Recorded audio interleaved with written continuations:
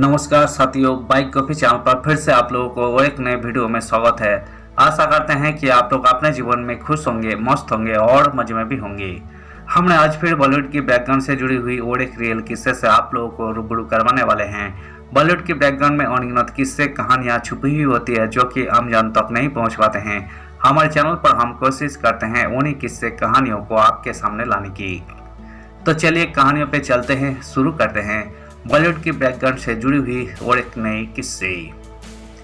एक बेघर डायरेक्टर ने बचाया था अमिताभ बच्चन का करियर। कभी सड़क पर बेचता था कारपेट, कैसे बनी शोले। इस बात में कोई संदेह नहीं कि शोले बॉलीवुड की सबसे प्रतिष्ठित फिल्मों में से एक है। अमिताभ बच्चन, धर्मेंद्र, हेमा मालिनी, जया बच्चन, अमजद खान और संजीव कुमार अभिनीत इस फिल्मों ने रिलीज होते ही एक कल्ट का दर्जा हासिल कर लिया। आज भी सिनेमा प्रेमी इसे पसंद करते हैं, लेकिन शोले बनाने वाले रमेश सिप्पी के बारे में आप नहीं जानते होंगे। रमेश सिप्पी ने डायरेक्ट की थी शोले। अमिताभ बच्चन के करियर को मिला सहारा। कौन कौन से कलाकार आए थे नजर। हिंदी सिनेमा की कहानी दिग्गज अभिनेताओं, आइकॉनिक गानों और कुछ यादगार डायलॉग से भरी पड़ी है, लेकिन इस चमकदार पर्दे के पीछे कुछ नाम ऐसे भी है जिनका योगदान अक्सर अनदेखा रह जाता है। ऐसा ही एक नाम है गोपाल दास परमानंद सिप्पी, जिन्हें जीपी सिप्पी के नाम से जाना जाता है। जीपी सिप्पी ने शोले का निर्माण किया, वही फिल्म जिसने फिल्म निर्माण की नई परिभाषा गढ़ी और अमिताभ बच्चन के लड़खड़ाते करियर को नई जिंदगी दी। सिर्फ एक ब्लॉकबस्टर निर्माता से कहीं ज्यादा। सिप्पी का सफर लचीलेपन, नए आविष्कार और सिनेमाई प्रतिभा की एक झलक की कहानी कहता है, जिसने रामगढ़ नाम के एक धूल भरे डाकतों से भरे गांव की कहानी सबके सामने पेश की। कहां से आए थे जीपी सिप्पी। सिप्पी का जन्म विभाजन पूर्व कराची में एक धनी व्यवसायी परिवार में हुआ था। उन्होंने अपनी शुरुआती जीवन लग्जरी में बिताया। उनके परिवार के पास एक आलीशान बांग्ला और बिजनेस के लिए कोई संपत्तियां थी, लेकिन 1947 के विभाजन ने रातों रात यही सब छीन लिया। सब कुछ पीछे छोड़ने के लिए मजबूर होकर सिप्पी मुंबई भाग आए। मुंबई आकर उन्होंने एक शरणार्थी के रूप में जीवन बिताया, न कि किसी रईस के तौर पर, क्योंकि उनका सब कुछ पीछे छूट चुका था। कोई बिजनेस किए लेकिन नहीं चले। अब जीवित रहना ही एकमात्र लक्ष्य था, इसलिए सिप्पी ने कई व्यवसायों में हाथ आजमाया।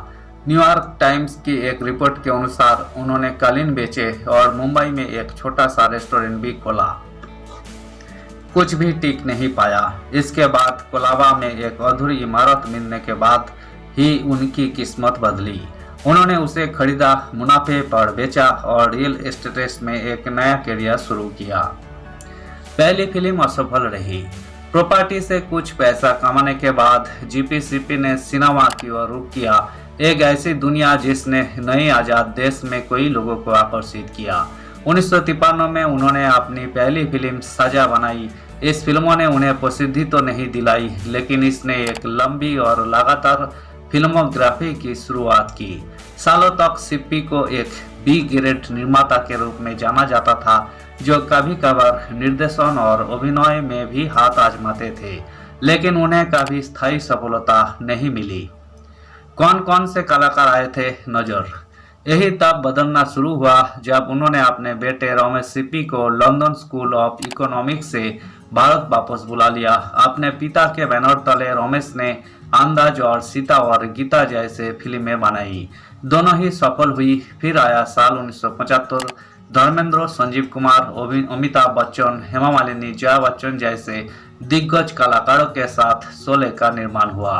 अमजद खान को गब्बर के तौर पर देखकर लोग चौंक गए। 3 करोड़ रुपए के बजट के साथ यही उस समय की अब तक की सबसे महंगी हिंदी फिल्में थी। रमेश सिप्पी द्वारा निर्देशित और प्रसिद्ध जोड़ी सलीम जावेद द्वारा लिखित शोले ने रिकॉर्ड तोड़ दिए। यही लगातार 5 वर्षों तक सिनेमा घर में चली और कोई रिकॉर्ड तोड़ दिए। धन्यवाद साथियों। इस वीडियो में हमने बॉलीवुड के आइकॉनिक मूवी शोले मूवी से जुड़ी हुई रमेश सिप्पी और उनके पिता जेपी सिप्पी से जुड़ी हुई किस्से को आपके सामने रखने की कोशिश की है। उम्मीद है दोस्तों वीडियो आपको जरूर पसंद आई होगी। वीडियो पसंद आए तो लाइक कर दीजिएगा, चैनल पर नए आए हैं तो प्लीज एक सब्सक्राइब कर दीजिएगा। मिलते हैं नेक्स्ट वीडियो में, धन्यवाद।